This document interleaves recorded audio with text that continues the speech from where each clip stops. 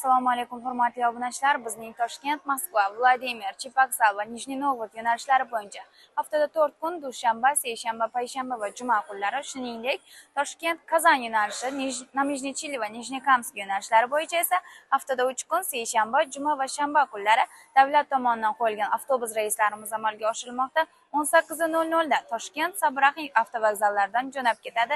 Agar sizga ham shunaqa ishonchli xizmatlarimiz kerak bo'lsa, ushbu ishonchli raqamga murojaat qilsangiz bo'ladi. Bizning kompaniyamiz sizga kafolatlaydi ishonchli xizmat, arzon narx kafolati, komfort zona va albatta davlat tomonidan sertifikatga ega bo'lgan reyslarimiz mavjud. Avtobusimizda esa sizga bo'lgan barcha qulayliklar, ya'ni 2 ta monitoring, 2 ta kuryer, konditsioner, Wi-Fi, zaryadniklar va siz o'zingiz bilan 50 kilodan 60 kilogagacha yuk olib ketishingizga bo'ladi.